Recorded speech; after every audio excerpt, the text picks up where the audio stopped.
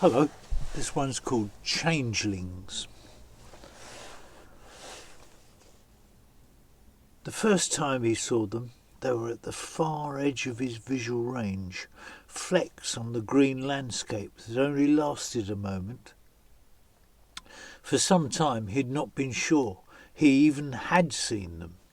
He tried looking straight at the places that seemed least usual, and then to the side of them so that he caught them in his peripheral vision. Nothing moved.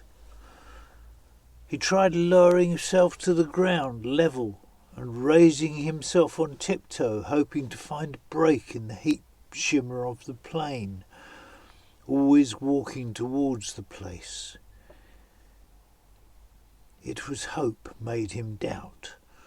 Really, he knew. It was in the split second of the moment whilst he turned. His companion held his peace and respectfully kept his distance. He was dying to babble his excitement, but he was only the companion for now. Then they moved, and he was sure. It was impossible to tell why at this distance, but the whole herd was moving. Even his companion, when it was pointed out to him exactly where, thought he might be able to see something there. For a brief, heady period of excitement they talked as he loaded himself with all the supplies they had. Then his companion set off to fetch the others, and he started off in the direction of the herd in order not to lose them. At first he ran. Not at a breakneck speed. Not with a double load.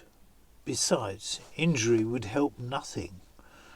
As he ran, he kept his head down, taking his orientation from his shadow and the warmth of the sun on opposite sides of him.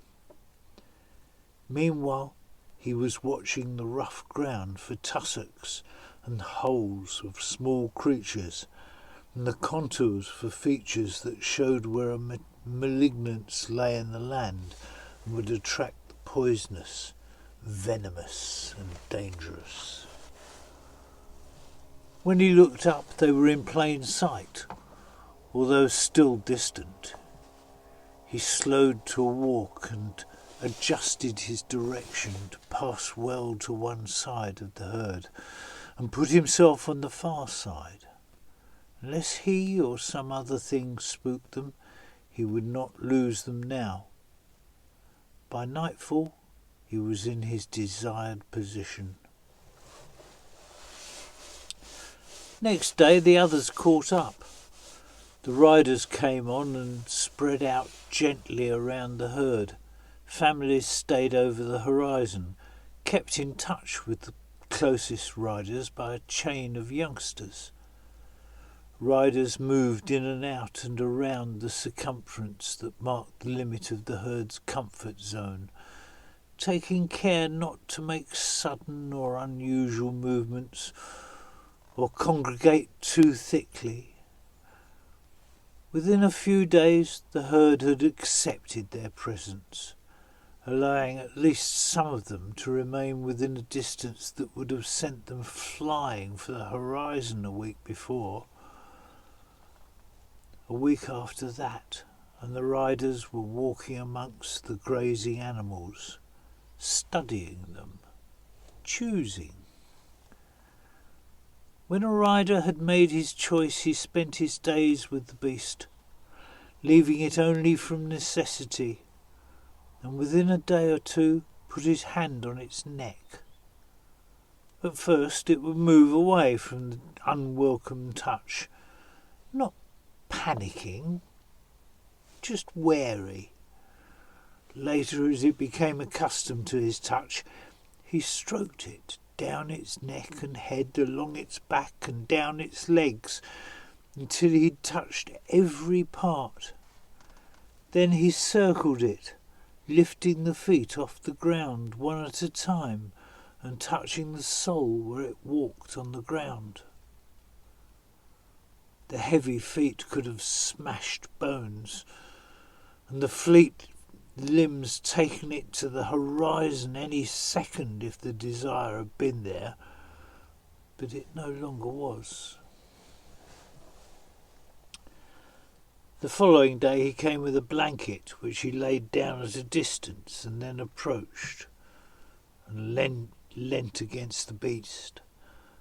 After greeting it, by evening it would accept the blanket on its back, with him leaning across it, and the next day he mounted. Later, fitted with a bitless bridle, the beast was ridden through the village, full of unusual scents, strange chattering and fast-running beings. It was not mastered, merely befriended to the point of trust. The trust ran both ways. He would ride at full gallop across rough ground on a loose rein, allowing it to pick its own safe path, a partnership of rider and beast. The drone showed it all unobserved. That's the fourth planet in a row we've had seen something of that sort. A symbiotic relationship like this on a continental plane. No opposable fun, no fire. It's amazing what they manage, really, but they're the only sign of any sort of intelligence. The geology's good, though. Come on, let's try the next one. The summer ended.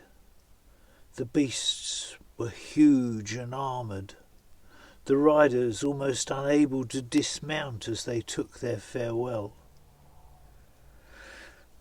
The beasts would die.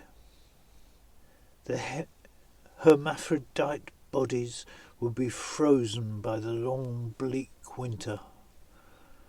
And when, deep in their core, the temperature reached that magical point we know as minus 25 degrees Celsius, then, and only then, the egg would hatch and eat the frozen flesh deep within the armoured exterior. As spring approached and the temperature rose once more above the minus 20s, the little carnivore would pupate, hanging from the backbone of the parent's empty armoured shell. During a few short weeks, when the weather warmed, it would divide and change to emerge as twins of the vegetarian summer form, phoenix-like through the hole left where their parent's skull had fallen. Almost half would die during these cold early days before the riders emerged, when they were still small, soft and vulnerable.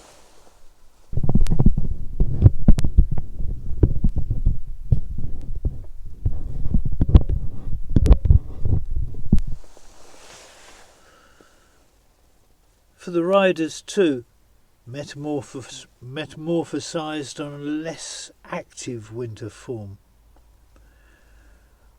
Their generations were longer. The same individuals would change back and return to the plains in early summer, but for now they retreated from the cold to their ancestral homes deep underground. There they played with their computers until the spring, tracking the origins and destination of the strange craft that had surveyed them while they were at summer pasture.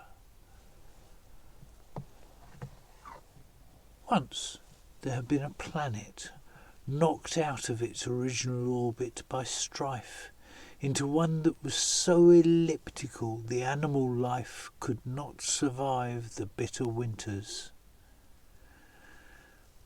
In the absence of evolutionary pressure from animals, everything took longer. But there are certain directions, certain forms that repeat. The single cell became a chain. The haploid chromosome became diploid.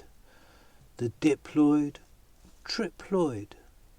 And each time the combinations and possibilities increased, until finally there was something that looked like an animal and understanding of the past. There are many suns. When the machines arrived to exploit the resources of the planet, it would be tracing its elliptical orbit around some other distant sun after the long winter voyage through deep space.